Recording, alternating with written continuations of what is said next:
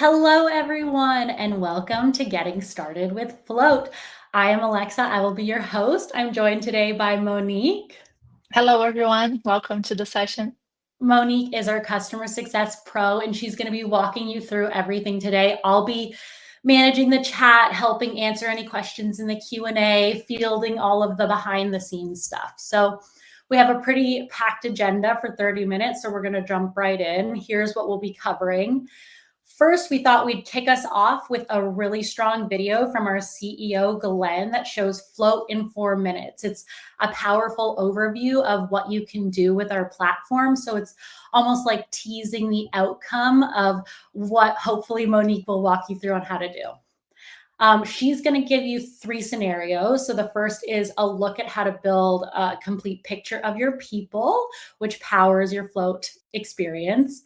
She'll give you an overview of creating projects with the right structure, and then a deep dive on allocating work using hours or percentages. And then, of course, there will be a live Q&A. Again, if we run out of time, no worries. We'll follow up with answers to your questions in an email afterwards. But hopefully we've timed it all properly that we can get to the Q&A today. So without further ado, shall I play us the video from Glenn? Oh, actually, right before we get into that, I did want to give us a little highlight on the Float platform, just in case you're getting familiar with who we are. We were founded in 2011 by 2X agency leaders, so we have very deep ties to the professional services space. But in-house teams like creative and technical teams also find our platform extremely useful. Servicing client work is a lot like servicing other teams internally. And these are somewhat hot off the press. We've recently been nominated the #1 resource management software, according to G2. So that's fantastic. And one of the things we want to kind of focus in on today is this one on most implementable. This is feedback from our customers, and we're really proud of that because our customers typically get up and running within 2 to 3 months. So that's great for us, and I think that's kind of the goal today for what Monique's going to walk us through. So now, without further ado, let me show you this video from Glenn.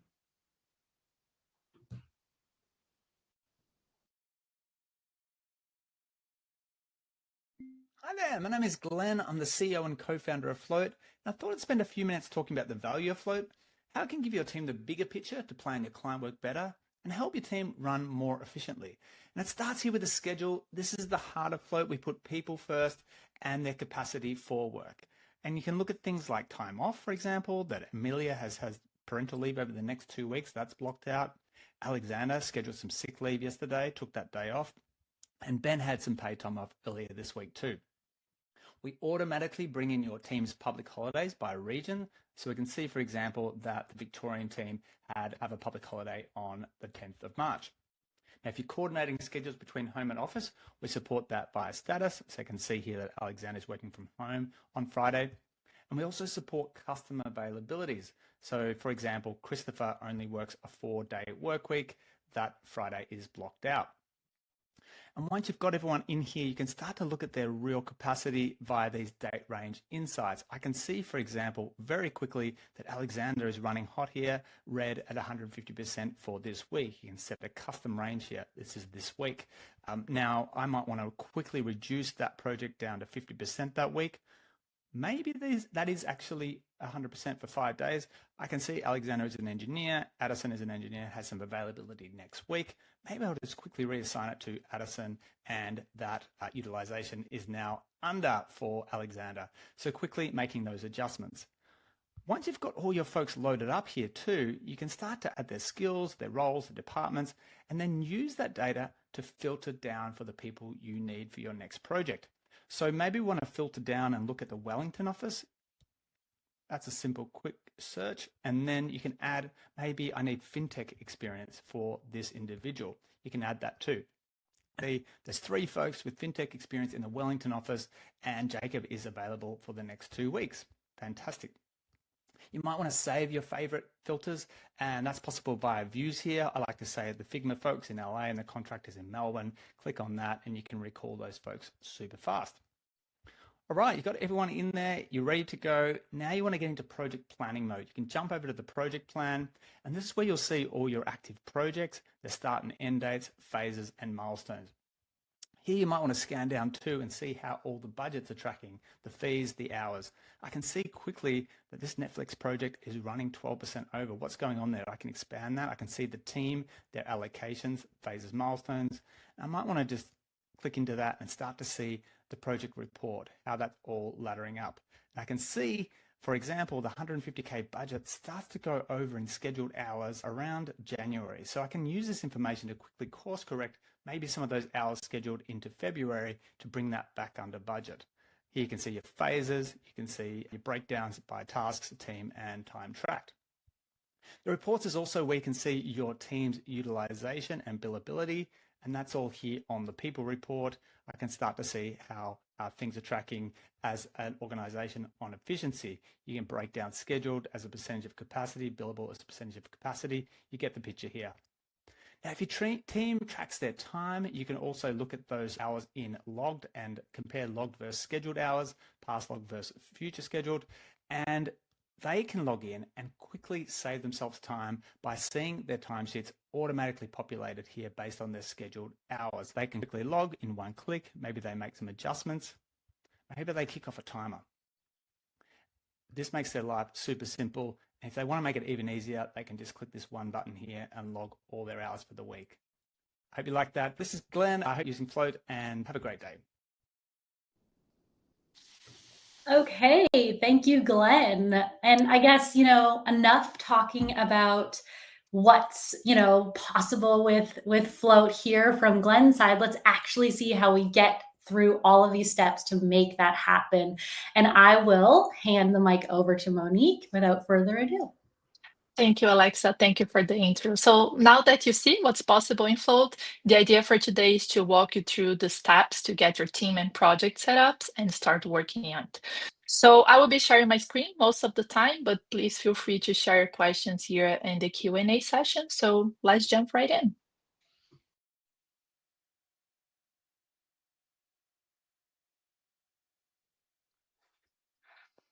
All right, so today let's work with the fictional scenario just to add some context here on the steps that we were going through.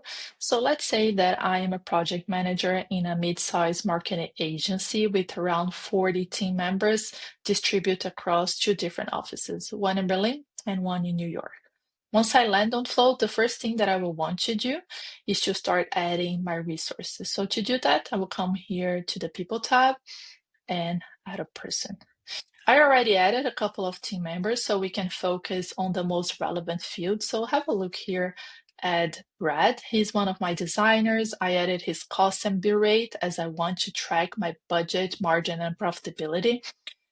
Think about bill rate as what we would charge for our clients, and the cost rate, the internal cost that Brad has to the business. In addition to his department, I also added a couple of tags here, a combination of the office he's in and also his skills. This will be quite powerful for me in the future whenever I am planning my projects and allocating time, because I will be able to match the right people to the right work.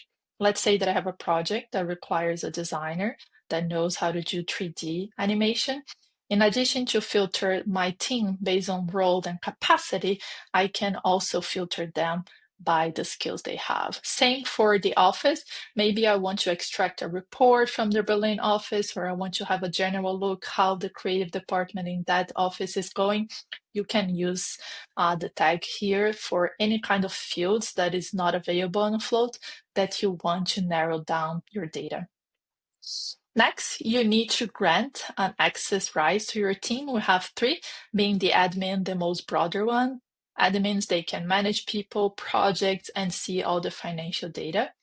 Managers is great for team leads, as you can be very specific and assign specific projects and team members that they should be responsible for, but also which part of the financial information and if they should have access to the financial information. The member that is the most limited one, they don't have access to any financial piece, and you can decide which kind of data from the team flow they should see. Here in availability, you can customize this based on each team member. For example, Brad doesn't work on Friday, so I remove Friday from his capacity. But maybe you have some team members that work 4 hours, 6 hours, or maybe any other day here that they don't work. Once you're ready, just add this team member. They will receive an email with instructions on how to create an account and have access to what is set up here on your float team. But maybe you're not ready yet to grant access to everyone, and that's totally fine. Let's use Patrick here as an example. I just added his name and role. I'm not ready yet. I want to maybe map out all the team, add some project schedule time to then let them in. You can do that. Once you're ready, then you put their access rights here and their email, and they will be allowed to enter the platform. Notice that you can also bulk edit some of these fields. So if I select them and add it, I can make changes here at multiple people at the same time. On Float, you can also add people as placeholders. So here under type, instead of employer or contractor, if you choose placeholder, you can use them as a temporary resource to hold allocations that have not yet been assigned to any of the team members.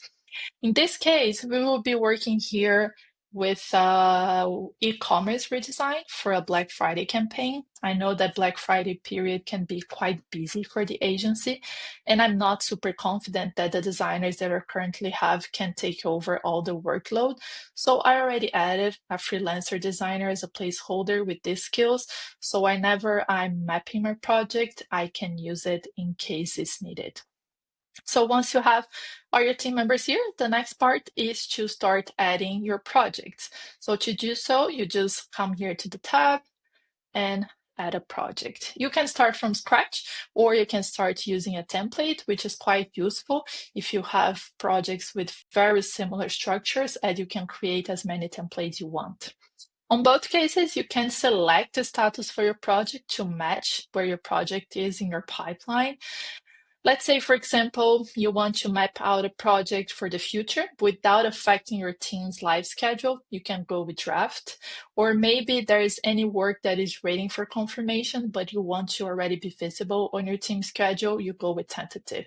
Anything beyond that, it's ready to go, it's ready to work, just set it up as confirmed. I already created a couple of projects here, so let's use one so we can again focus on the most relevant fields. So as I said, it's an e-commerce redesign for my client Standard Select, and it's a Black Friday campaign. Notice that I added Black Friday information as a tag. Keep in mind that the tags we add for people is different from the tags we add on the project level. Here, I want any tags that are related to the client, maybe like an industry, or to the project itself. In my case, the Black Friday, because later I can extract a report and see how many Black Fridays campaign we worked this year. On Float, you can also track budget, and it could be hour-based, a fixed fee, or based on the number of hours scheduled. And you can have this by project or applied across the phases or tasks. In my case here, I'm doing a budget by phases. Here on Float, you can choose to break down your project into phases and tasks, or both. Think phases as a smaller project within the main project. Each of them will have their own duration, and you can assign each phase for specific team members also.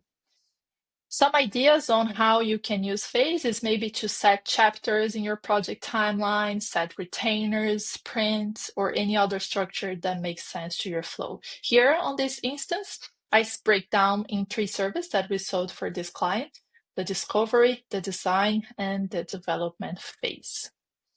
You can also create tasks at the project level or at the phase level, also coming here, and they will be tied up to this phase.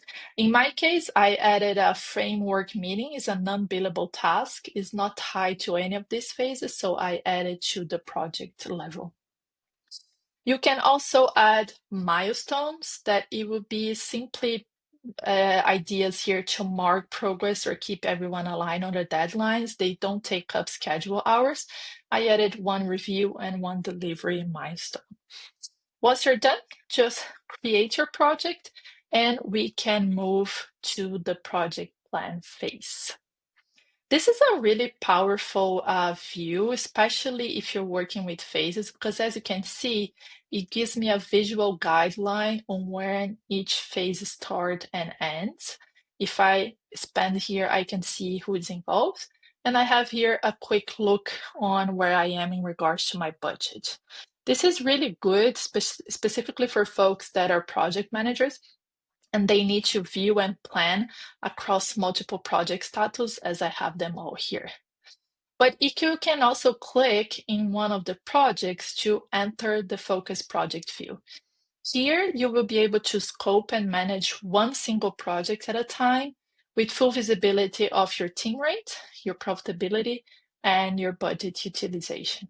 This is a quite powerful cross-functional view, as you can see in real time how the allocations I'm adding for these folks are affecting the financial piece of my project. And you have a couple of options here.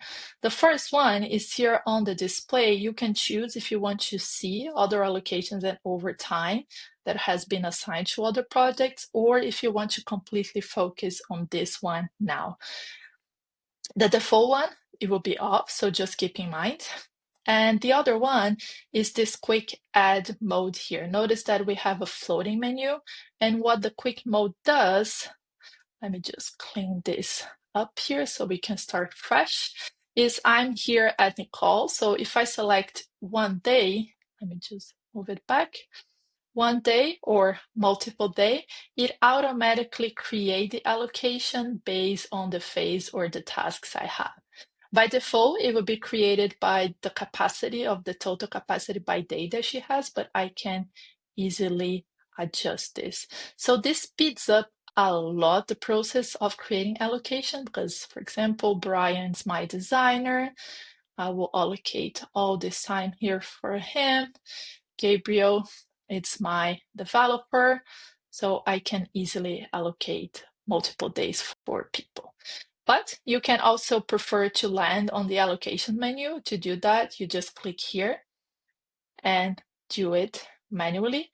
And then you will land first on this menu where you can maybe switch if you prefer to see your allocations by percentage instead of hours, you can do so. And I will just drag and drop here. And here is the difference percentage in hours. Notice that as we start to allocate time, this information here, it's also changing. So every time I allocate, make any changes, my margin increase or decrease, and my budget utilization, same thing. So for example, let's try to make her budget a bit more close. So now I'm just 1% over my budget and I have 48% of margin. Okay, so next we plan here base focusing on the financial piece, focusing one single project only. But now I want to have a look at the bigger picture. So I will switch here to the schedule view. And here I can see all the entire team and all the projects I have across the business. This is where I can see if my Black Friday campaign align with all the other work that has been already scheduled for the team. So here I can plan proactively and try to balance the load across the team and ensure that no one is over or underutilized. As you can see here, Float is super visual, so I can clearly see who is overbooked, maybe who is away. Here there's some paid time off.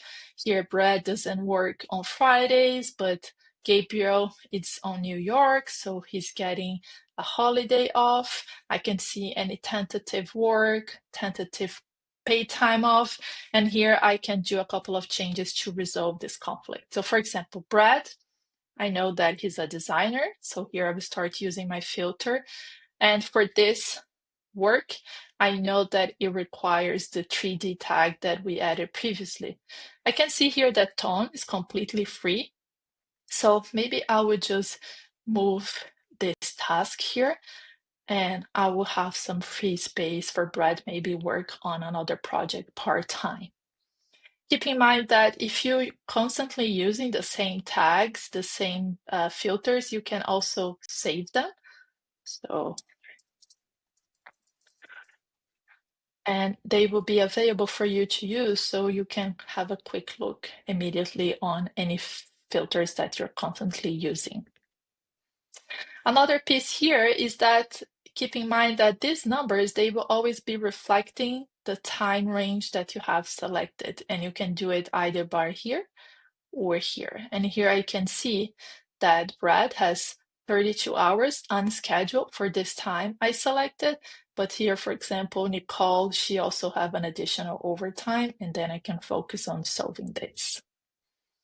So for today, what I wanted to achieve is we added our people, we added our project, we plan our project with a quick view and focus view on financial piece, and we resolve any kind of conflict that I had on my schedule. So that's a great to get started. And what I wanted to just quickly share here, I'm just gonna switch. If you have any additional questions, or if you want to go maybe in depth in one of these functionalities that we explored today, you can go to support.flow.com to access our help center here, where you can have multiple articles and video guides. You can also click here to connect with one of our support agents. We have a 24 hours, 5 days a week coverage, so there's always here someone to talk to you. And I think that's it. I think we're now ready to take over some questions for the people that are here live with us, right, Alexa? Amazing, Monique. Okay, yes, we've gotten so many questions submitted. So let me pull those up. We can start with the first one. Is there an easy way to import project data, budgets, tasks, timesheets?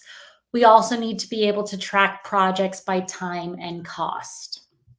Okay, perfect. I think I would just share my screen again, Alexa, because it will be easier to answer those questions. So just let me quickly pull here.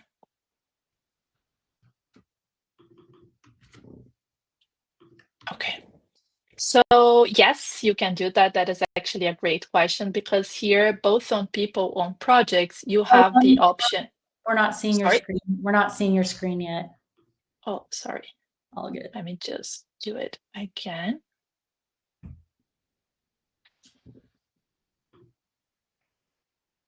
Can you see now? There we go, adding it. There you go. Perfect, thank you. Yes, so that's a great question, because in addition to add manually one by one, as I shared on the screen sharing now, you can also import using a file, a template that we have here on Float. It will be a CSV file, so you can do that. But we also have a couple of options here to use some native integrations that we have on Float that you can use to import both your people, project, timesheets, or any additional data. Or if you have a very extensive data, you can also use API key in case an API script in case the platform that you're looking for is not listed here. So to do that here on people, you will go to import and select if it will sync with another app or API, or use the CSV file, and project is the same. You can also import on both. Okay. Next question. Let me just stop sharing. I've got for you. So, okay, next question, Monique. How is the person's schedule and then the phases of a project plan connected? Specifically, if phases adjust in time. Perfect. Yeah, that's also a great question. And I'm sorry, but I will share again my screen. So can you see it? We can now. Perfect.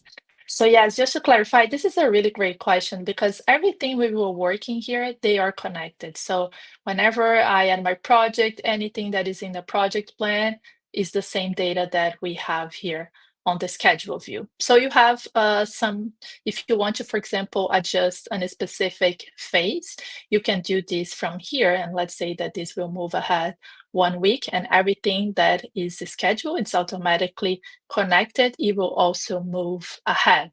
So it's quite easy. And of course, you can also do here from the project editing itself. And just another quick trick here that I always like to show is that you also have the capacity to shift the entire timeline of the project. So let's say maybe delayed 1 week, or you will have to do it 1 week earlier.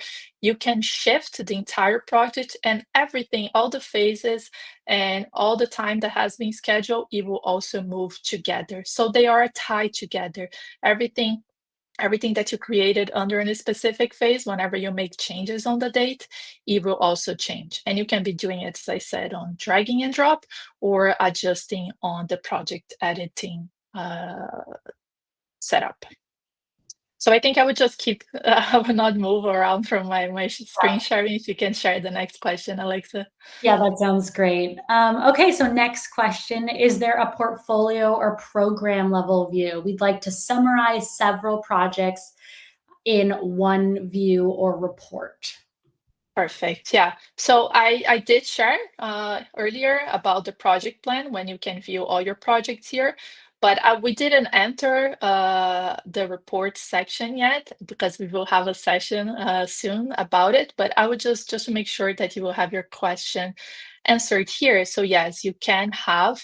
So if you go to a report section and you select your time range here, you can have this data by all the projects, including budget if you're tracking, the number of hours that's scheduled, the number of hours that have been logged, and you can export this also on a CSV file.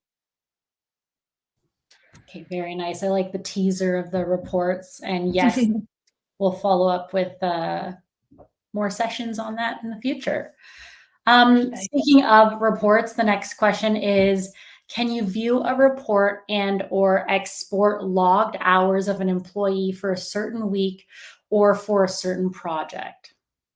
Perfect. Yes. So it's good that we are having questions regarding sessions that we are planning. So we are planning both sessions here about report and logging time, but I just want to make sure everyone will have their questions answered today. So yes, you can do so. So whenever you allocate a time here for your team members, it will automatically pre-populate as a suggestion for them to log their time here. And once they do so, you will be able to extract this information on your report. So here in my report, I can see schedule hours, logged hours, or a comparison on both. So yes, you can do that. Okay, great. And we may run a couple minutes over, folks. Feel free to stay on. We'll go another 5 minutes to get through all these great questions. And then if there's still too many questions at that point, then we'll follow up with our answers. But just letting you know, we may be a few minutes over time. So the next question for you, Monique, is I need to create a day-by-day schedule within a project. For example, day 1 will be an international travel day. Day 2 will be a rest day. Day 3 will be a rig or prep day. Day 4 will be a match day. Day 5 will be an international travel day. What's the best way to create a day-by-day schedule within a project? Okay, perfect. And then it's your decision. I would say maybe using the phases would be a good reference for you. But if each phase, if each part of it will be just one single day, you can also use the task. So just let me go back here to the project we were using as a reference. So you can create here 1 day for each. It's just not clear for me based on the question if the duration of this would also be just one single day. If that's the case, so you don't have a really long project, I would say just create a task. But if you like the visual piece, as I said, with the color coding, you can also create by phase. And then here, whenever you're scheduling, you will schedule it based on what I understand, probably 1 day for each task. Okay, awesome. And another question for you. What if a deadline of a project is missed? What happens then? Great question. So as I just showcased here, you will have the option to shift the timeline ahead. So let's say that this project is delayed, it's missed, you will have to move ahead. It could be even 1 month. You can just shift the entire timeline ahead, and you can do so. At the moment, we don't have any notifications that it's not that maybe it's not completed or that it's past the deadline, but that's actually a really good feature for the future. But what you can do now is to just shift timelines so it moves ahead. Okay, awesome. And then can you make the start of a phase visually dependent on the completion of a previous phase in a project? Not with phases, but yes, with tasks. So if I come here on my schedule and I click here, I can link phase between each others.